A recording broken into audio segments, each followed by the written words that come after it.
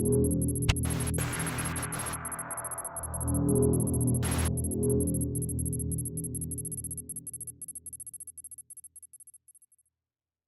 was born in Ghana, and my father was a businessman.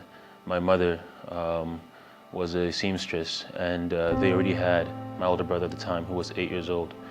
But while my mom was pregnant with me, my father made it known that he did not want my mom to give birth to me. So he disappeared. He left. My mother tried to get him back to keep the marriage, but he didn't want that. So my mom could have had an abortion, but she chose to give birth to me and to raise myself and my older brother as a single mother. Being a single mom is hard anywhere, but it's especially difficult in Africa. But she was willing to make her life difficult so that she would allow me to live. And I recognize that by being born, I made my mom's life hard, but I know that she does not regret giving birth to me. In Ghana, there's no such thing as government assistance. You just make it out on your own with family help, but everyone else is struggling to make ends meet themselves. So my mom had to work 2 jobs, and she sometimes had to leave me alone when I was 2 years old in the middle of the night so she could work.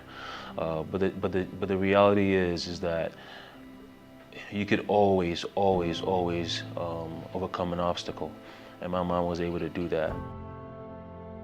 Then we moved to Canada when I am 10 years old, and about 7 or 8 years later, I have a very good friend of mine, and we would oftentimes call each other at night, and we would just talk about life and ask each other, several random questions.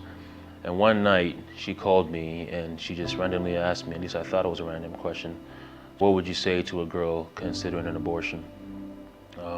I thought it was simply a hypothetical question, so I didn't know what to say. I just said, I don't know. About a year after that, we're at church, and then she's called up to share a testimony. And she goes up and she says that she had an abortion a year ago. And immediately, I placed my face in my hands, and I thought, wait a minute, when she asked me about that question, was she referring to herself? So then afterward, I talked to her, and she tells me that a few days after after that conversation, that she went to an abortion clinic and had an abortion. That baby would have been 15 years old today.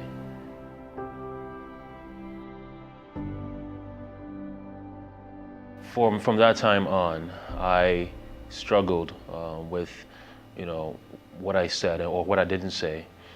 And that is why I am now committed to pro-life outreach. Because I realized that if I had done my research, if I had said anything to her, if I had said that she had life in her womb, if I had said that she has a child, and if I had remembered my mom's story and I had told her that my mom didn't, get an abortion when I was in her womb, that she could have enjoyed life with her baby as much as my mom enjoys life with me today.